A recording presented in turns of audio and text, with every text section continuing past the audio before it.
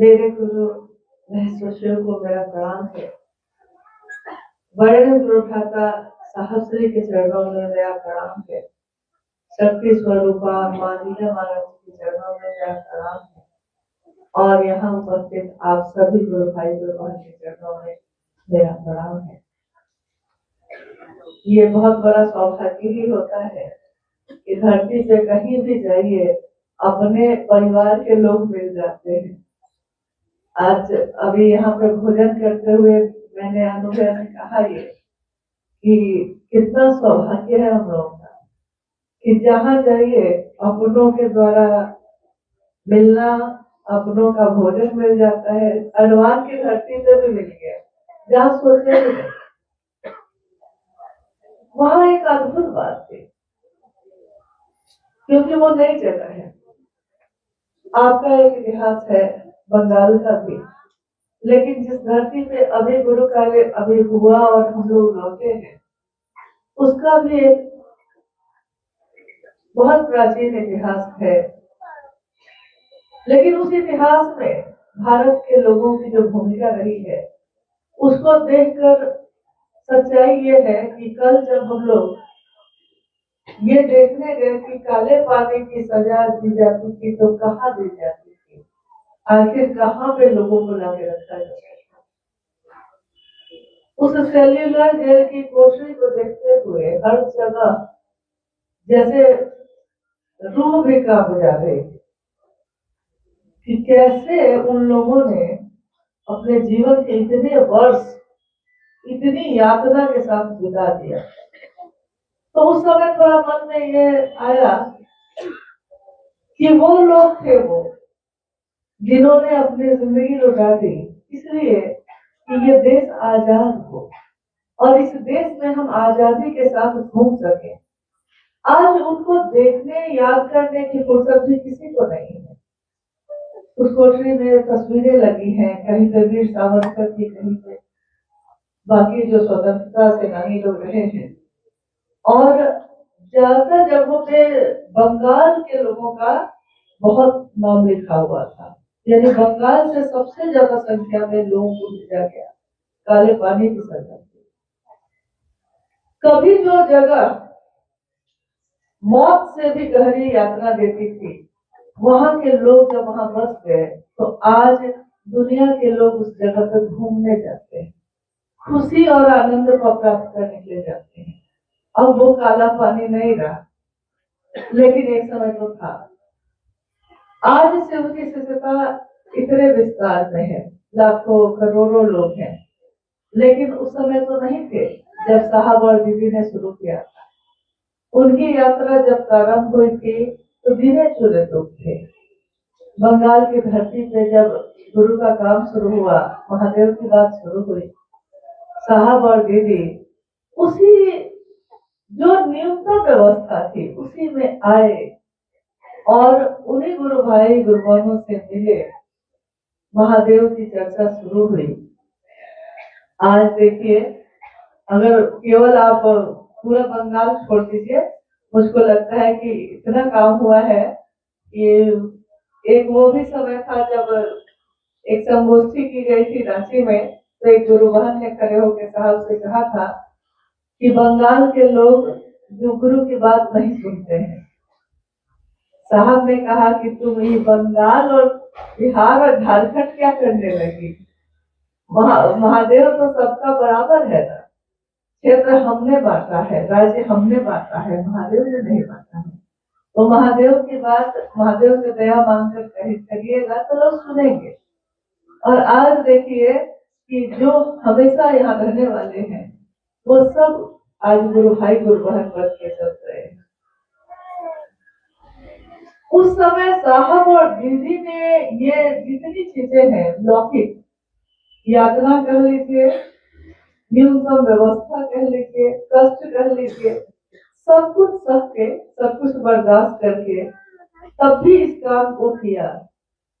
साहब की वो पंक्ति गूंजती है कि मुझ में मानव के अभ्युदय की जिद है, मानव का अभ्युदय हो सके।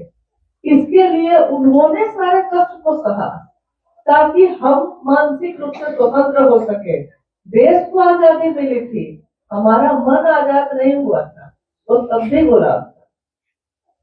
और अध्यात्म की दुनिया में जाने के बाद मानसिक आजादी मिली है।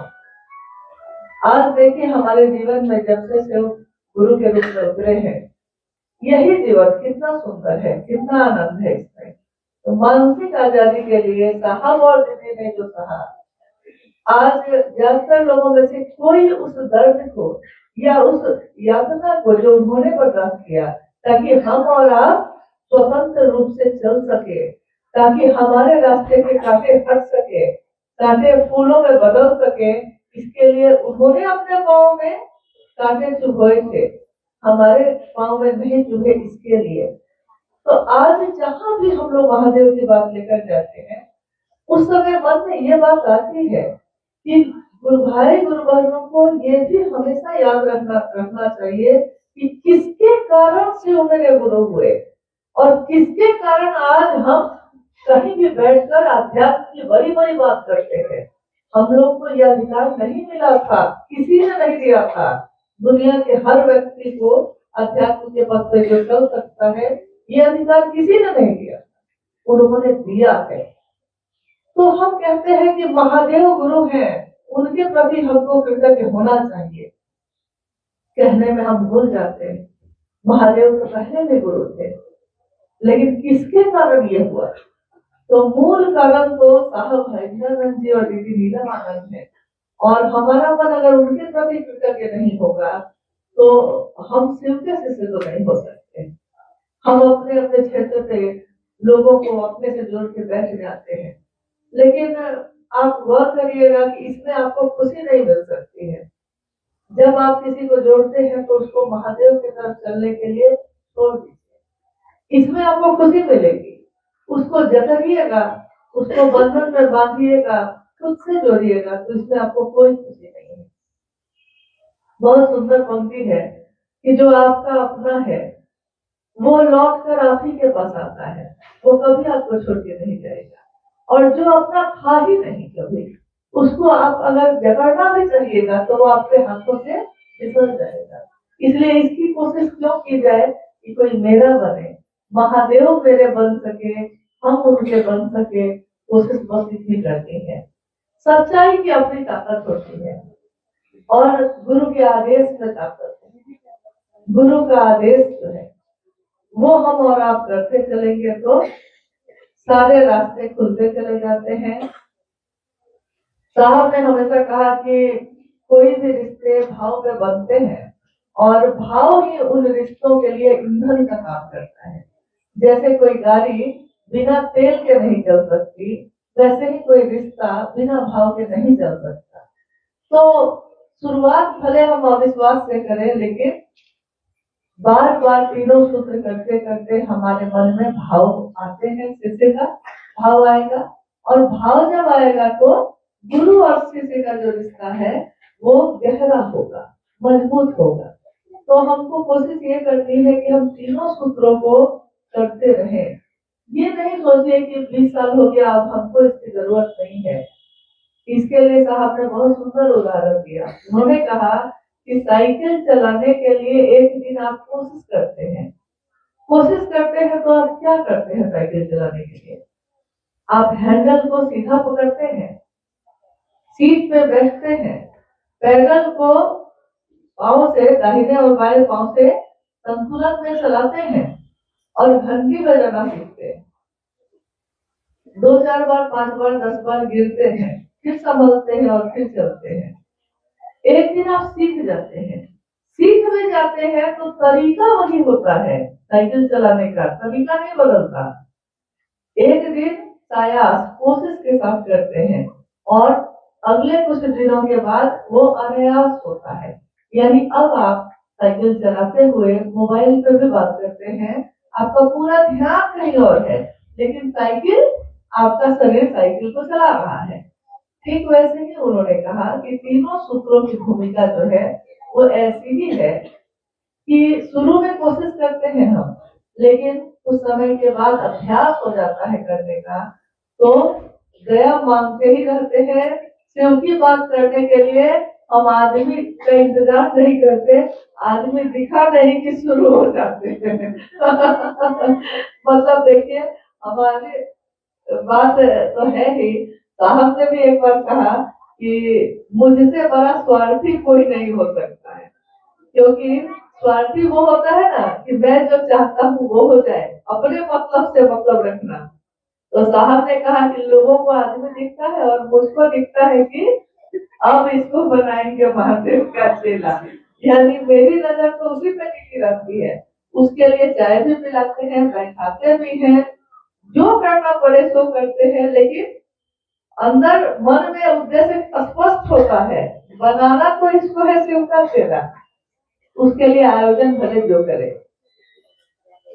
तो हम लोग स्वार्थी ही सही, लेकिन ये स्वार्थ महादेव के लिए है, अपने गुरु के लिए है।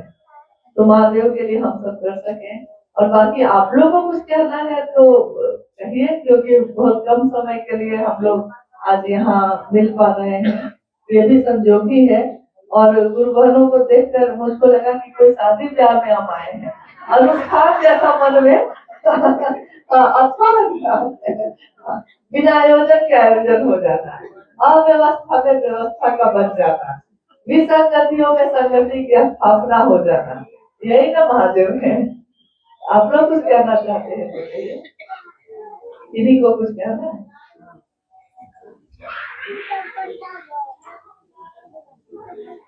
नहीं, तो जिज्ञासा है किसी का तो पूछिए। हाँ, कोई बात भी कह सकते हैं अगर आपके मन में कोई बात है।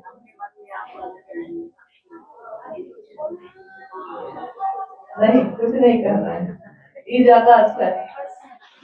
हाँ, कुछ कहना ही नहीं है।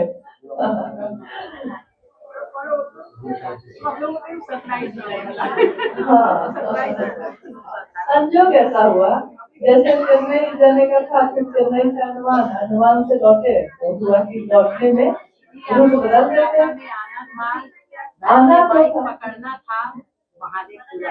हाँ, ये तो यही हाँ, सही बात है। बात करना था आप लोग और योगा की तो बोल। हाँ, बोलिए।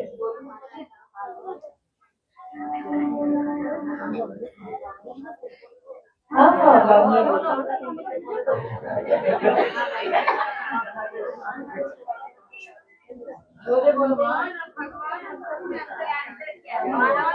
और गुरु में अंतर क्या है? भगवान सबका है। आप हिंदी समझती है ना? भैया पूछे तो हम बांग्ला समझ लेते हैं, आप हिंदी समझ लीजिए। बांग्ला बराबर है।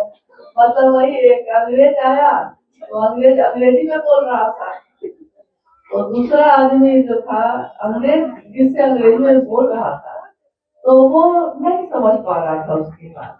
तो तीसरा आदमी हमेशा हंसी उड़ाता है, तीसरे आदमी का हर जगह यही काम होता है, वो आपकी मदद नहीं करेगा, आपकी हंसी उड़ाएगा। तो हंसी उड़ा रहा था, उसने कहा कि अंग्रेजी समझ में आती है, पढ़े हो कभी कुछ? अंग्रेजी तो समझ में नहीं आती है। दूसरा जो व्यक्ति था उसने कहा कि मुझको अंग्रेजी नहीं समझ में आती है, इसको भोजपुरी समझ में आती है, इसको भोजपुरी नहीं समझ में आती है। वही है भगवान शिव, शिव तो वही है, शिव की सत्ता वही है, भगवान है वो।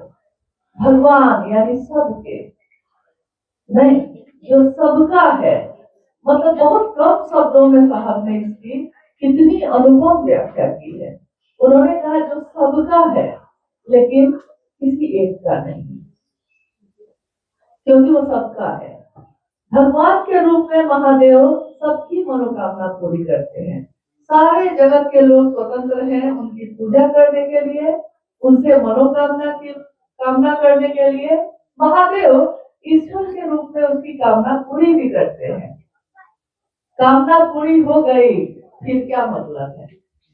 कोई कोई कृतज्ञता व्यक्त करता है, ज्यादातर लोग तो कामना पूरी हो गई तो मगन हो जाते हैं, यानी इतना ही रिश्ता है। एक बार साहब ने कहा कि भगवान भी कहता होगा कि अरे हमेशा मतलब से ही आते हो, कभी मिलने के लिए भी आ जाया करो। नहीं तो भगवान शिव तो वो भी है, और हम भी भक्त कह लीजिए या जो कह लीजिए, पूजा करने वाले कह लीजिए हैं। तो भगवान से उसे हम लोग का यही रिश्ता रहा है।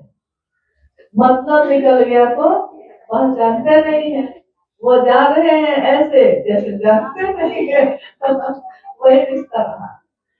अब है जगत गुरु शिव और उनके शिष्य का वही शिव, भगवान के रूप में जिनके पास जाना बहुत कठिन है, क्योंकि वो जो सत्ता है जिस कुर्सी पे बैठे हैं, उस कुर्सी पे बैठे हुए सत्ता के पास जाने के लिए योग्यता चाहिए। योग्यता क्या है? भक्ति चाहिए। जैसे विचार है, विचार गहरे होते हैं तो भाव बनते हैं, भाव गहरे होते हैं तो प्रेम में बदलता है, और प्रेम भी जब गहरा होता है तो प्रेम का चरमोत्कर्ष जब होता है तो वो भक्ति होती है। लंबा रास्ता है, श्रम साध्य है, मतलब बहुत शक्ति लगेगी, भक्ति के लिए शक्ति लगेगी, बहुत समय लगेगा, फिर भी योग्यता आएगी कि नहीं कहना मुश्किल है। तो वहां तो योग्यता की बात हो गई। और जैसे ही हम कहते हैं शिष्य, तो शिष्य को तो पता ही है कि शिष्य को कुछ नहीं आता है। जो विद्यार्थी है यानी वो सीखने के लिए आया है, तो जो सीखने आया है उसको कुछ नहीं आता। और महादेव जो भगवान के रूप में बहुत ऊपर की सत्ता है, काल को भी जिनसे डर लगता है, मृत्यु और जीवन के चक्र से जो मुक्त करते हैं, नीलकंठ है, नटराज है, अनेक रूप है भगवान शिव के। सारे रूपों में वो इतने ऊपर है कि उनसे संपर्क करना बहुत मुश्किल है। लेकिन जैसे ही हम कहते हैं मेरे गुरु शिव, तो मेरे एक तो मेरा शब्द लग गया, तो मेरा भगवान मतलब सबका, लेकिन गुरु जैसे ही हम कहते हैं तो कहते हैं कि मेरा, यानी मुझसे उनका क्या संबंध है। तो मेरा एक व्यक्तिगत संबंध है, आपका भी अपने गुरु शिव से व्यक्तिगत है, साहब दीदी से भी मेरी अपनी भावना है, आपकी अपनी भावना है। तो गुरु और शिष्य परंपरा में ये आज पहले ही सब स्पष्ट है कि किसी को कुछ नहीं आता, और गुरु अपने शिष्य के अविकसित मानसिक स्तर पर उतर कर तब ज्ञान देने की जिम्मेदारी वहन करते हैं। जैसे अभी एक छोटा बच्चा यहाँ, गुरु भाई हमारे छोटे से एक तरह से, उनको अगर आप कहिएगा कि आओ चले शिव की ओर, पूरा पढ़ लो और समझ जाओ, उसके लिए बहुत मुश्किल होगा। लेकिन उसको आप क्या करते हैं? महादेव को देखो, तस्वीर देखो, मूर्ति देखो, शिवलिंग देखो, जो समझ में आता है वही देखो, हाथ जोड़ो, प्रणाम करो, मन ही मन दया मांगो, नहीं शिव की चर्चा में चलो बउआ, प्रणाम करो, नमः शिवाय से ऐसे, मतलब एकदम उसको आप क्या समझा रहे हैं? एकदम नीचे से शुरू से सिखा रहे हैं। क्यों? क्योंकि वो बच्चा है और उसका मानसिक स्तर इतनी चीजों को ग्रहण कर सकता है। आप आओ चले शिव की ओर पढ़ के पूरी व्याख्या कर सकते हैं, लेकिन वो बच्चा नहीं कर सकता, तो उसको आप उसके स्तर पे जाकर सिखाते हैं ना। भगवान शिव भी गुरु के रूप में अपने शिष्यों के मानसिक स्तर पर उतर कर और तब ज्ञान देने की जिम्मेदारी वहन करते हैं। और गुरु के रूप में वो किसी के ऊपर बाध्यता नहीं लगा सकते कि तुम्हारे गुरु हम होंगे और तुम्हारे नहीं होंगे। महादेव नहीं कर सकते। इसीलिए जगत का एक एक प्राणी इसके लिए स्वतंत्र है कि वो शिव को अपना गुरु बनाए। तो महादेव भगवान के रूप में और गुरु के रूप में दोनों हैं, लेकिन आप गुरु के रूप में उनके पास आराम से जा सकते हैं। जगत में देखिए उदाहरण बहुत सारे हैं, जगत में भी हैं। साहब हरिंद्रानंद जी के जीवन का परिचय जब हम देते हैं तो हम कहते हैं कि हाँ ऐसे उनका जन्म हुआ, फिर बचपन जिस तरह बीता, फिर जब वो युवा हुए तो युवा हरिंद्रानंद जी का मन कैसे हर्षाया, कैसे उन्होंने शिव को अपना गुरु बनाया। लेकिन एक पहलू उनका ये भी रहा कि वो बीपीएससी की परीक्षा पास करके पहली बार में ही प्रशासनिक पदाधिकारी बने, डिप्टी कलेक्टर बने। डिप्टी कलेक्टर हरिंद्रानंद जी से मिलना आपके लिए बहुत कठिन, क्योंकि सरकार के एक बड़े पदाधिकारी के ऑफिस में आप सीधे नहीं घुस सकते, आपको अपॉइंटमेंट लेना होगा, आपको मुलाकात करने का समय लेना होगा। लेकिन गुरु भाई शिव सहायतानंद जी जो है, उनके यहाँ आप कभी भी जा सकते हैं, उनका दरवाजा खुला हुआ है। नहीं देखिए, अंतर है ना, जगत में भी अंतर है कि नहीं। गुरु भाई के रूप में हम उनसे कोई बात कह सकते हैं, लेकिन यही भेद बहुत लोग नहीं समझ पाए। बहुत पहले की एक बात है कि एक गुरु भाई जो साहब से काफी वो लगे हो गए थे, मतलब साहब के पास आते जाते वो लगातार बात करते करते मन ये समझने लगता है कि हम इनसे कुछ भी अब कह सकते हैं। तो पटना की घटना है, उस समय विश्वेश्वरैया में साहब का ऑफिस था। तो वो गुरु भाई जो है वो एक दिन साहब के ऑफिस पहुंच गए सीधे, और चपरासी बहुत खराब था, लेकिन वो बोले कि हमको साहब बोले हैं आने के लिए, हम आ गए हैं। चपरासी चुप हो गया, चले गए। साहब के टेबल पे हाथ रखकर, ऐसे हाथ रखकर वो साहब से बात करने लगे। कुछ बोले हो, साहब ने कहा कि सीधे खड़े होइए, सीधे खड़े होइए। तो उसको लगा कि साहब हमसे ऐसा कैसे बोले, साहब से तो हम आराम से उनके साथ रहते हैं, बोलते हैं, साहब मतलब हमको बेइज्जत कर रहे हैं अपने ऑफिस में, सीधे खड़े होइए। तो उनको तो आग पता लगा, तो सीधे तो खड़े हो गए। साहब ने कहा कि यहाँ किस लिए आए हैं? तो एक जगह गुरु चर्चा की, साहब ने कहा इसके लिए घर पे आने का समय है, शाम में आइए, वहां बात कीजिएगा। वो चले गए, लेकिन इस बात से उनको काफी तकलीफ हुई। साहब ने कहा इस बात को आपको समझना होगा कि कहाँ किस स्थिति में कौन है और उससे आपको क्या बात करनी है, किस सीमा तक बात करनी है। तो शिव शिष्य के रूप में आप उनसे कोई भी बात, हम लोग कहते थे गुरु भाई गुरुवार कहते थे ना, कोई बात तो बड़ी बड़ी बात तो छोड़ दीजिए। शुरुआती दिनों में मोबाइल फोन नहीं था, तो घर का PNG फोन था। तो अमूमन उस समय साहब ये जयदेव जी, जितेंद्र जी या सुरेंद्र जी तो घर जाते ही रहते थे, सबको इनको मालूम होगा कि उस समय फोन करने पे साहब या दीदी खुद उठाते थे फोन, तो सीधे डायरेक्ट उन्हीं से बात हो जाती थी। तो बात जब हो जाती थी तो उस समय का माहौल, सीधे बात हो जाना शिवशिष के रूप में तो बहुत आसान है। तो एक बार एक फोन आया, हम गुरु भाई बोल रहे हैं, साहब से बात करनी है। साहब ने कहा कि हाँ हरिद्रानंद बोल रहा हूँ, बोलो। भैया मेरी भैंस खो गई है।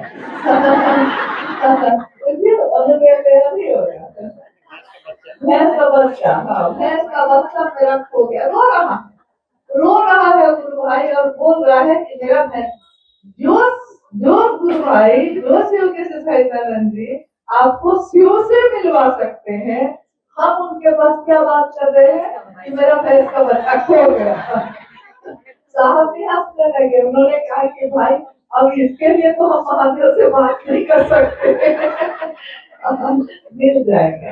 देखिए वो बिगड़ तो नहीं रहे हैं, वो प्यार से समझा रहे हैं कि अरे महादेव से दया मत, मिल जाएगा।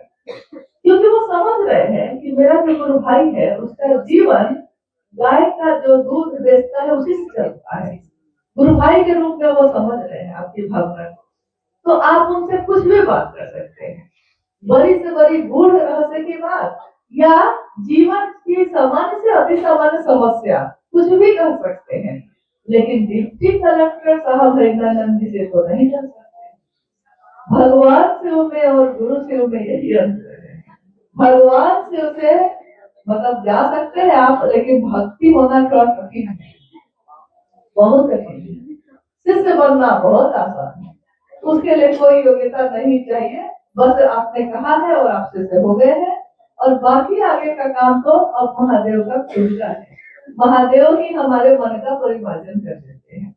पहले हम लोग छोटी छोटी बातों पे रोते थे, आज बड़ी बड़ी बातों पे भी रोने की चाहत खत्म हो गई, रोना नहीं चाहते हैं, बस बात मामला है इतना ही। मन जब भैरव होता है, साहब ने अपनी किताब में लिखा भी है और शिव चर्चाओं में कहा भी है, मन जब भैरव होता है, भैरव मतलब जिसकी आवाज से ही आपको भय पैदा हो जाए, आवाज उसकी इतनी डरावनी होती है कि लोग सुन ले तो भयभीत हो जाए। मन जब ऐसा हो जाता है कि आपका मन ऐसा मजबूत हो कि उससे दूसरों को डर लगने लगे, आप डराएंगे नहीं, लेकिन आपका मन मजबूत हो जाएगा, तो ऐसा हो जाता है। तो दैविक और भौतिक तीनों तरह के कष्टों को आप ही का मन विजीर्ण कर देता है। मतलब विजीर्ण करना मतलब पूरी तरह दग्ध कर देना, उसको पूरा छेद देना। तो दिया जो कर्म फल का है वो भी खत्म हो जाता है। दिया तो रहता है, कर्म फल भोगने की व्यवस्था खत्म हो जाती है। खुद का मन, हाँ, आपका मन मन जब भैरव होता है तो इंसान के जीवन में कर्मफल का भी ज्ञान है, उसको कर्मफल भोगना पड़ता है, लेकिन भोगने की व्यवस्था का नाश करते हैं शिव। शिव से आपका मन जितना सानिध्य प्राप्त करेगा, जो साहब ने समझाया है वही समझा रहे हैं, जितना सानिध्य प्राप्त करेगा, यानी जगत के लोगों के साथ हम रहते हैं जरूर, मिल रहे हैं अभी जरूर, लेकिन मेरा मन सबसे ज्यादा सानिध्य प्राप्त किए हुए है महादेव का। तो महादेव का जब सानिध्य प्राप्त करेंगे तो मेरे मन पे ये असर होगा, जिसकी संगति में रहेंगे मन वैसा ही न बनेगा। तो मेरे मन पे असर ये होगा कि अब वो शिव का गढ़ जो होता है उसके जैसा व्यवहार करता है। कुछ नहीं है, फटा हुआ कपड़ा पहने हुए हैं, लेकिन मिजाज अमीरी का है, फकीरी में अमीरी की अदा लायक है नहीं। और जीवन में समस्या आ रही है तब भी कुछ नहीं कर रहे हैं, और सुख आ रहा है तब भी बहुरा रहे हैं। मतलब बहुत कुछ है तब भी मन एकदम जमीन पे ही रहता है, और कुछ भी नहीं है तो इसकी चाहत भी नहीं है, इसके लिए चिंता में भी नहीं पड़े हुए हैं, कोई टेंशन नहीं है, इसको मन का भैरव बोलते हैं। तो हाँ मजबूत हुआ। अब आपका मन इतना मजबूत है कि आपको जो व्यवस्था है कि भोगना ही पड़ेगा, आपका मन ही भैरव बनता है, और वो आपके दैविक यानी जो ईश्वर की तरफ से, ईश्वर तो दुख नहीं देते, लेकिन पिछले कर्मों का जो कर्मफल होगा, जन्मों का, एक बच्चा जन्म लेता है किसी अमीर के घर, एक बच्चा जन्म लेता है फुटपाथ पे। दोनों बच्चे जो जन्म लेते हैं उन बच्चों ने इस जन्म में अभी क्या किया है, लेकिन एक चांदी का चम्मच लेकर पैदा हो रहा है और एक के पास एक बूंद दूध भी नहीं मिल रही है। बच्चे ने क्या कर्मफल किया है, लेकिन वो भोग रहा है, यानी पहले से चला आ रहा है। तो मन का भैरव मतलब यानी मन जब मजबूत होता है तो दैविक यानी इस तरह की जो व्यवस्था है, आप तय है, इसे आप मुक्त नहीं है। जो भगवान भी बने शरीर में उनको भी भोगना पड़ा, चाहे वो भगवान कृष्ण हो, चाहे वो भगवान राम हो, मतलब जो शरीर में भी भगवान के रूप में आए उनका जीवन देखिए, एक क्षण को भी सुख नहीं, आराम नहीं, कष्ट ही कष्ट है, गर्भ से ही कष्ट शुरू हो गया, जबकि वो तो भगवान पूजित हुए, भगवान को तो कोई कष्ट नहीं होना चाहिए था, लेकिन जो जितने दिव्य आत्मा होता है उसको उतना ही कष्ट करना पड़ता है। तो वैसे ही है कि महादेव के रूप में जब आपका सानिध्य महादेव से होता है तो हमारा मन दैविक तो होता है, दैहिक शारीरिक कष्ट जब भी होता है, हम हॉस्पिटल में हैं और अपमरणासन है, कोई सहारा नहीं, और एकमात्र सहारा शिव होते हैं। उस समय सारे रिश्ते अब व्यर्थ नजर आते हैं, लगता है कि कोई मेरा नहीं, लगता ही है, होता ही है हमारे यहाँ। उस समय भी आपका मन दैहिक यानी देह का जो कष्ट है वो भी भोगने को मतलब स्वतंत्र है, नहीं भोगेगा, कष्ट है, आपका मन नहीं भोगेगा उसके। और भौतिक यानी आर्थिक, घर नहीं हो रहा है, गाड़ी नहीं है, बच्चा नहीं पढ़ पा रहा है, नौकरी नहीं हो रही है, अब इसका भी जो मन पे टेंशन जो बना हुआ है वो भी अब उतार के फेंक दिया। अब इसका भी टेंशन नहीं है। अब जो होना होगा महादेव जो चाहेंगे वही ना होगा, यानी समर्पित हो रहा है आपको। तो महादेव चाहेंगे तभी नौकरी होगी। कोशिश करेंगे, कर्म करेंगे, ये रास्ता नहीं तो वो रास्ता चुन लेंगे। जीवन ही तो जीना है, 70-80 साल का ही तो जीवन है, 90 साल का होगा, इससे ज्यादा क्या होगा। कितने साल के जीवन के लिए कितनी चीज इकट्ठा करें, तो निकल जाते हैं हम लोग घरों से। चलिए, बच्चा बैठे रहेंगे तभी पढ़ेगा, ऐसा कुछ नहीं है। आप नहीं रहेगा तो बच्चा और अच्छे से पढ़ता है। अगोर के बैठिए तो पता चलता है कि थोड़ा बिगड़ने का भी चांस है। लेकिन तो हम ये नहीं करें आप छोड़ के निकल जाइए। बच्चे को अगर आपकी जरूरत है तो बच्चे को देखिए।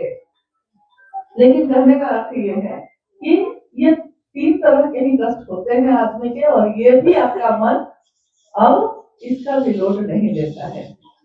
और इतनी लंबी चौड़ी व्याख्या को साहब ने कहा कि फिकिर नॉट विजाज आप। मतलब अब आप लोगों को छोड़ेंगे हम लोग, लेकिन मुझको याद है 2003 की घटना है। 2003 में रांची में एक शाम कुछ बात हुई थी जिससे मेरा मन दुखी था, और प्रांगण में अहाते में जब टहल रहे थे, चेहरा उदास था। तो साहब हमारे सूक्ष्म है ना, वो जो बहुत उच्च स्तर के होते हैं वो सूक्ष्म होते हैं, वो मन से वो आपके छोटी छोटी चीजों को भी पकड़ लेते हैं। तो वो देख के या पता नहीं समझ जाते थे। तो उन्होंने कहा कि मन क्यों उदास है। उन्होंने इतना कहा तब तक आंखों में आंसू आ गए। कोई अपना जब क्यों कह देता है ना कुछ, तो आंखों से आंसू बहने लगे। तो उन्होंने कहा कि अरे, बड़ी अच्छी लाइन थी, अनुगे को याद होगा, कितने तो गिर गए डांट डपट से। उन्होंने कहा अरे मिजाज बनाओ, महादेव का चेला हो तुम। अरे मतलब कितने तो मर गए डांट डपट से, और थप्पड़ का सुनो आवाज, कितने तो मर गए डांट डपट से। मतलब ये कहा उन्होंने कि इसका अर्थ ये हुआ कि मारा पीटी या और कुछ करने की जरूरत नहीं होती है। आप महादेव का चेला जो है उसके तो डांट से ही कोई बढ़ जाता है। वो इतना मजबूत होता है, इसलिए आंसू नहीं बहाता है। और महादेव को पाकर भी अगर हम खुश नहीं हो सके, हंसना और मुस्कुराना नहीं सीखे, तो हमने क्या पाया है। नहीं, तुम मिले दिल खिले, इतना बड़ा